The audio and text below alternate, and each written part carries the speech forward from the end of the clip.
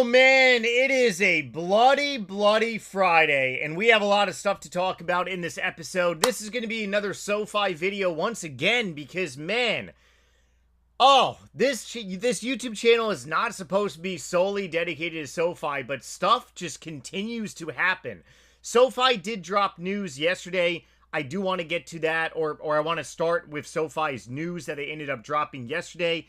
Ironically, they dropped the news after I ended up making my video yesterday. So instead of uploading 2 videos yesterday, I chose just to, carry it over today. We got to be talking about the market pretty much free falling right now. I did buy stock today, and I've been buying stock all this week, so I'm going to get to my my buys. Also going to be showing my YouTube channel profile as well too. We're going to be talking about firstly, pretty much why everything is going down to Chinatown like it really is. Is there a potential bottom? And then to really wrap up this video, I don't know. We'll get to it near the end of today's episode because I'm kind of really on the cliff. Oh yes, I did buy a new stock. Opened a brand new position today as well. We'll get to that and why. Tomorrow's video, I'm probably going to give my expectations for next week. So if you are new here, welcome. This is a fairly new YouTube channel. My main YouTube channel has over 200,000 subscribers. It is a gaming channel, NightmareRH. This channel is growing organically without advertising my video game nerds. So, help this channel grow by definitely subscribing, smashing the like button to definitely getting these videos out there. If you are a raging SoFi bull like me, this video is going to be for you. And yes, I did buy more SoFi shares. And my total SoFi shares is now massive. Because, well, hey, the market wants to send this stock down. I'm going to be a buyer. You should not be hiding under the desk right now. And I'll get to that momentarily. Okay, so firstly and foremost, SoFi did drop news, like I said, expands loan platform business with multiple new agreements totaling over $3.6 billion. So pretty much in a nutshell, SoFi closed an LPB transaction with a leading global bank for an expected loan delivery of over $1 billion and a separate loan platform business transaction with financial services and insurance group for $600 million over 12 months. Additionally, SoFi agreed terms on a new partnership, very important, with a top 5 global private asset management firm expected to deliver up to $2 billion over a 2-year period. Okay, so if you're not familiar with the banking sector and basically a lot of this terminology, you're probably really left wondering, what does all this stuff really mean? Now, we are very blessed to be living in 2026. You can literally take this and put it into AI. I do check my demographics. I do see that the majority of my viewers are actually around my age, 37, millennials, along with Gen Z. And AI is a tool. Yes, AI is very scary, but you gotta be able to use it, especially in this time period of life we're in. Let this go ahead and sink in. Only 1% of people right now in the friggin' world is actually using AI on a daily basis. Isn't that unreal? Only 1%. Only 1% of the population in the world is actually using AI on a daily basis. It's pretty remarkable. And if you don't believe me, definitely look it up and please fact check me. But pretty much in a nutshell, what does this mean? So the news, SoFi secured $3.6 billion in agreements from a global bank, like I just read, a top 5 asset manager. SoFi will find the borrowers and originate the loans, but these outside partners will provide the actual cash. This allows SoFi to grow and collect fees without needing to use their own money. Okay, so basically picture this. One of the problems that banks have is with their balance sheet, okay? Because a typical bank, and SoFi is a disruptor of a bank. They are a fintech bank, financial institution. This is why Poopy Waters, aka Muddy Waters, released the hit report against SoFi a little bit over a week ago. Is because Muddy Waters will look at this and be like, hey, there's some hanky-pankiness going on. It's a new form of banking. Pretty much SoFi will go ahead and find the borrowers and originate the loans, but then to keep their balance sheet pretty much clean and to keep their balance sheet from getting clogged up like a lot of typical, or rather a typical bank, they go ahead and basically just offload the loans. But in theory, they also make revenue as well. So it is a very new style way to actually do business. And this is why SoFi is really disrupting the entire banking sector. And this is why I'm extremely bullish on this company. And it also goes ahead and de-risk the company as well too. It gives a lot of risk off SoFi, especially if we do go into a recession, the R word, which is very scary right now. Yes, of course SoFi is going to get hit. Of course they will. Every company in a recession is going to get hit, okay? Like, that's what the bears are not telling you. Oh, you know SoFi is going to get hit in a recession. Every company is going to get hit, you moron. It's a recession, okay? Like, every company, okay? The major indexes are going to get hit. SoFi is going to get hit.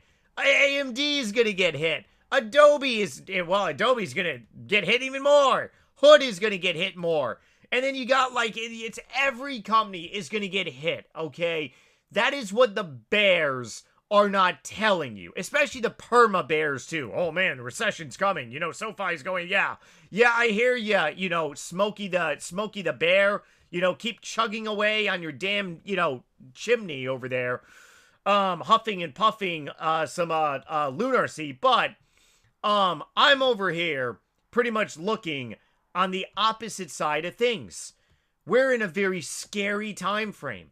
But yet SoFi has just phenomenally proven itself. Now, this news, once again, is very much bullish, in my opinion. If you see otherwise, definitely comment below. But I mean, hey, if you support Muddy Waters and you want to go ahead and say their short report is very accurate, well then, this news that just dropped from SoFi yesterday, well, it's basically your bear thesis, right? But I'm looking at things from a different perspective.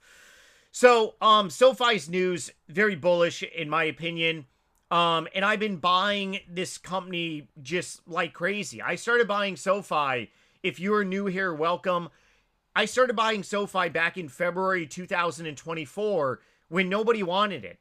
And on one profile, I have 1,642 shares. And then on my YouTube channel, my public profile here on this channel, I just have bonus shares. And I've been adding more, and I'm still going to be adding more too. So, with that same notion, I did buy more stock of SoFi today. I did buy stock yesterday. The market is free falling, and this is when, if you're a long-term investor like me, I'm not a financial advisor, but hey, my philosophy is very simple. You buy the blood, you buy the fear, you buy the dip, and you pick up discounted shares for the future. If you're trading stocks, which I mean, by all means, if you want to trade SoFi, I mean, is SoFi not going to go back to $30 in a risk-on market? Sure it will. The company's growing up to the right. And also, the company has been growing phenomenally in a high rate interest, a high interest rate environment like 2023, 2024. The Fed, gave us a little cuts, but still, they were massively growing. So keep that in mind, okay? And for me personally, I am very, wrong screenshot here. I am very much buying SoFi. So I ended up buying more SoFi today. Ended up buying another Hood share. Transferred over some more money into this account. And got some little dividends from Meta, PayPal. Oh, yes.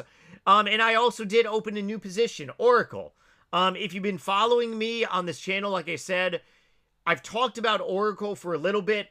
I'm not really going to be diving too much into Oracle of why I basically opened a position. Probably going to be doing that tomorrow. I want to keep today's video probably under about 17 minutes, and we're already over 10 right now.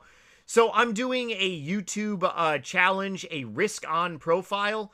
I'm looking to take this sum of money here to 6 figures in the course of 17 months. This account challenge has officially started January 2nd of this year. I've also given myself some fun challenge rules. Every month, depositing $500. If I do a large deposit, it goes down to by 1 month of the account challenge. Obviously, I did a large deposit last month because the market went down to Chinatown. So it was 18 months, but now it's 17 months. And pretty much I am front-loading the monthly deposits. I'm already at the month of January. Nightmare, why just don't you go all in and deposit the remaining $5,000? Because it's called discipline, okay? My story is very simple. I am a big believer, and I have made life-changing money by buying the fear, okay? I got into the market in 2020 during Rona. Extremely blessed 2020. Pretty much in 2020, when the market was nosediving with Rona, I made a conscious decision to go all in. Basically take a little bit over 100K, bought just all the COVID stocks. I really didn't know what I was doing per se, but I knew that all the COVID stocks, the airlines, the cruise lines, pretty much a lot of cosmetic companies. One of my big gigantic positions was Coty, C-O-T-Y. Actually, I think I actually have, hold on one second. I think I actually still have one. Let me see if it's actually still on my. Oh, yep, it is. Hold on. I got to show the screenshot. I bought this stupid cosmetic company, and I told my friends, and they laughed at me. Yeah, they laughed at me. They utterly laughed at me for getting into a cosmetic company. A cosmetic company in 2020, this was actually bought very much later than the initial stocks. But this cosmetic company made me a phenomenal amount of money. I was buying this little cosmetic company late. This was actually after or around the election. But this little cosmetic company was literally going nowhere. And it was because of COVID. I made bank. I ended up making, I'm just going to quickly do the math. Let's see. 7, 2, I think I made, hang on one second. 4, 5,000 for the allotments in late 2000, plus 7, 12, 28. I made over 100% by a little tiny cosmetic company. Why? Because this little tiny cosmetic company was beaten down because of COVID. Obviously, when COVID went bye-bye, and people started to going, to malls and shopping, well, guess what ended up happening? A stupid little cosmetic company made me a lot of money. The airlines, the cruise lines, I made bank. 2022 was a gut check. 2023, I got my bum handed to me. 2024, I did a major recovery. All I did during the summer of 2024 was buy stocks when nobody wanted them. And then when the election ended up happening, I sold stocks. Nobody wanted stocks in 2024. We have to wait for the election. Well, guess what? The election came. Boom. All-time highs. Sold. Hey, any of my trade positions? Sold. And then during Liberation Day last year, I bought over $100,000 worth of stock. And then during the summer last year, started selling my trade positions. And then around November, October, if you've been following this channel, I got back in the market. And I've just been buying this massive dip. So right now, we're on a nice correction in the S&P. We are on a correction in the Qs. We are on a... we're not below the 200-day on the IWM. But, I mean, hey, from all-time highs, we are dabbling pretty much on if we go down to a couple trading days ago, yeah, it is definitely a correction on the IWM. So we are very much in a small correction right now. If we get closer to 15-20% on a correction here, it's going to be a full-blown correction. But the NASDAQ 12%, that's a correction. The Dow Jones, this is also very much a correction territory. Okay, so where am I going with this? This is where you make money. You do not hide under the desk. You do not go and play golf. I go and play golf when the market is green. You go and play golf or do whatever you need to do when the market is going to all-time highs. Last summer, when the market was at all-time highs, I was on a golf course on my birthday, and I actually started selling stock June 25th, my birthday. Cancer, baby.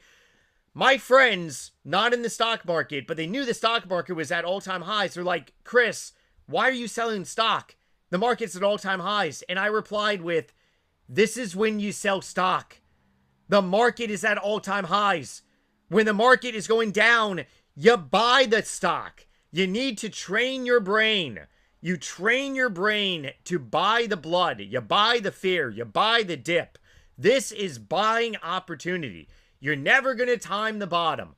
You're never going to buy the bottom. If you do, you're lucky. I've been lucky. You're never going to sell the top. If you do, it's called luck. But you establish a position, you nibble on in, and you be disciplined. So why don't I go ahead and freeload or load the remaining $5,000 on this public account here? It's because, one, it's called discipline, and for a V-shaped recovery, you buy the entire way down and you buy the entire way up. Okay, that's what you do. You buy the entire way, you buy the entire crash. Okay, last year on Liberation Day, I bought the entire way down and I bought the entire way up. So I want to go ahead and have cash for, one, if we continue to go down, and if we do bottom, I will be buying whatever the bottom is, because the market is not looking very pretty. But wherever the market is, I'm going to go ahead and buy. And then when the market starts going up, whenever that is, I'm going to be buying all the way up. All the way up. And like I said, I just opened a new stock position in Oracle. I'll be talking more about that tomorrow, pretty much why I did that, what I see for Oracle in the future. Anyways, my risk on public account challenge. I do have friends in the stock market that are very much, their philosophy is very much just, they're big into 401ks. I don't have a 401k. I'm self-employed. I'm a small business owner. Not to mention, I'm also retired military as well, too. Did 15 years in the Marine Corps. Very much, I'm a patriot to my country. I love America. I'm a very big advocator of you should love your country also, wherever you may be. I've been all over the world, and I've been to many European countries, too. People should be patriots, wherever countries there are. With that philosophy, I do believe in America. I don't believe this is going to be the end. The haters and the perma bears are just really screaming, oh, this is going to be it. This is going to be it. How many times have you heard that line before? Last year during Liberation Day, what did we hear? Oh, this is going to be it. America's dead. America's gone. This is going to be it. What happened? The market went up. So, a couple months ago, my SoFi position on this profile, and yeah, this video is over 17 minutes, I'm sorry. A couple months ago, SoFi was over 100% on this account. Do you see me selling shares or do you see me adding shares? I've been adding shares. It's kind of funny because SoFi was actually much larger than AMD on this account. It's a little comical. Very big bull on AMD too. Can't wait for the second half of this year, man. I'm pretty much good with buying Adobe. Hood, I'm going to be continuing buying, but I'm not going to go hard on Hood just yet until their earnings comes out because Bitcoin is very much in a downward cycle. Palantir, I'm really good on. Meta had a lot of drama come out recently, but really, honestly, it's all bullshit. It's Meta is a great Mag 7 company.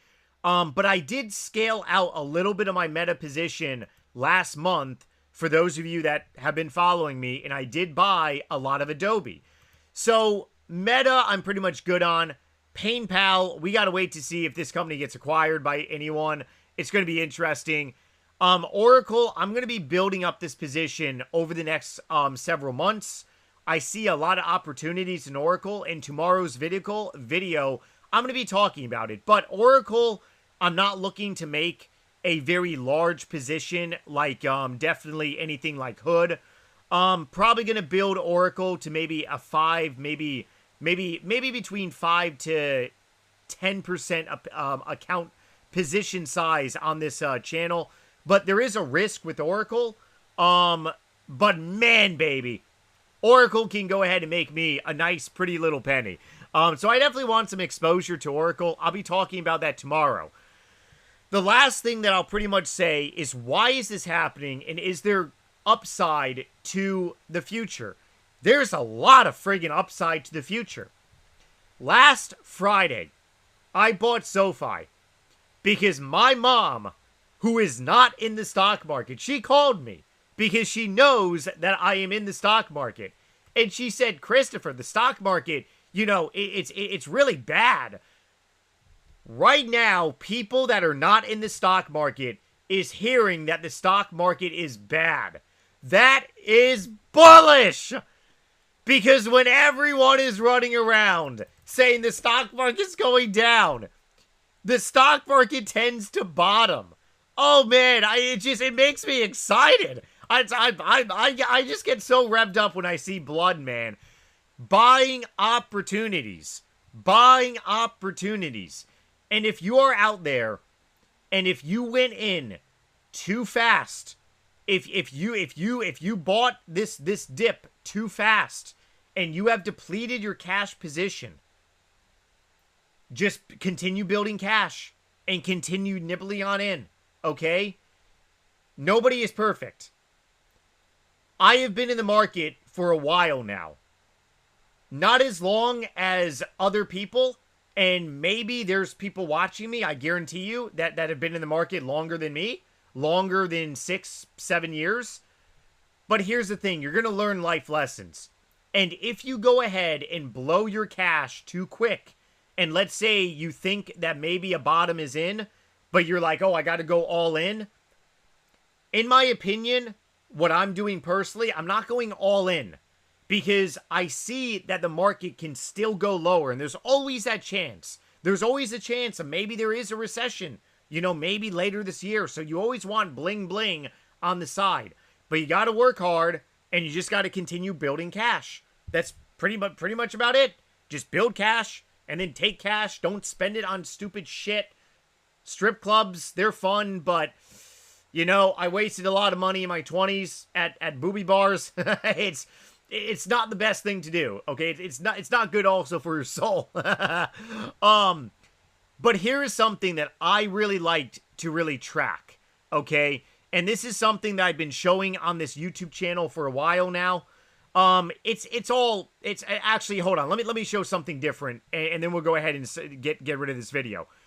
This is all honestly just really algo driven. It's all just nonsense in my opinion.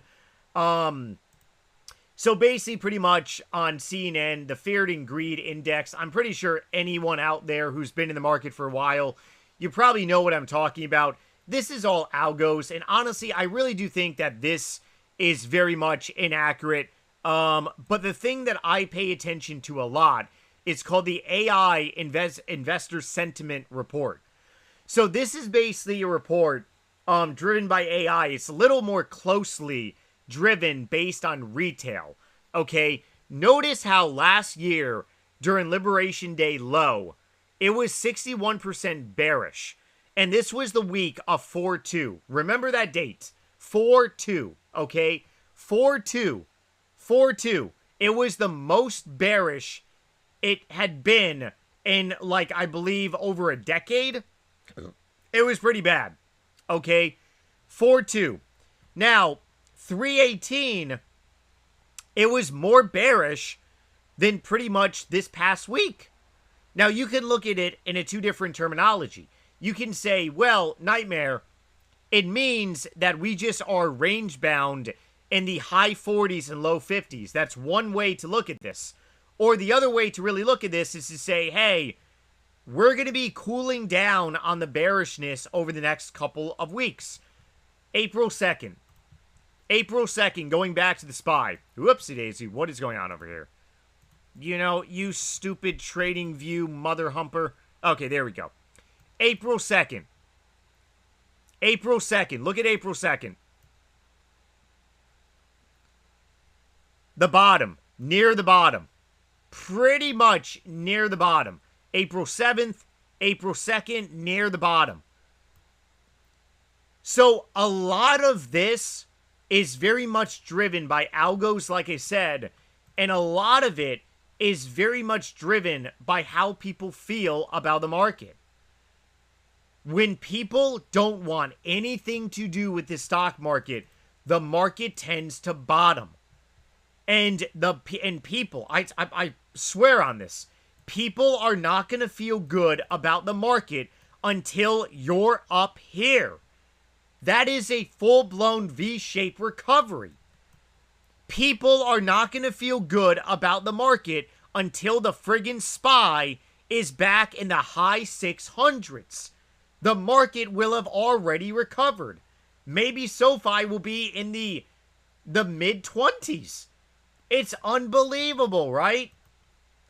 This is why you should not be hiding underneath a desk or on a golf course. You should be wanting to look at the market. It sucks to see your stock profiles, my private profile, which is very much larger than the public profile here. Oh, it's getting kicked in the nuts. It is. But guess what? I'm buying on my public, and I'm also buying on my private. You gotta be buying. Okay? When nobody wants stocks, you gotta be buying the stocks. And when we recover, this profile that I'm doing on this channel, oh, we're gonna be looking back on this video, and oh, it's gonna be interesting. So on a closing note, sorry if this video was super long. Hopefully it was motivational to everyone out there that is really being demotivated by algos and pretty much the market. Remember why you got into the market. Remember your philosophy. Remember discipline. And understand that there is going to be a switch. There is going to be a switch. It's going to be a switch. And it's going to happen very quick. And I will be here making content.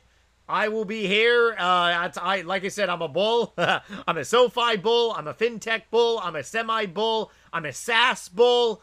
Tomorrow, stay tuned. I will be talking about Oracle and also probably talk a little bit about Meta. And yeah, let's go ahead and talk about SoFi as well too. Okay, everyone. Love you all. Take it easy. Have a great weekend and be safe. Later.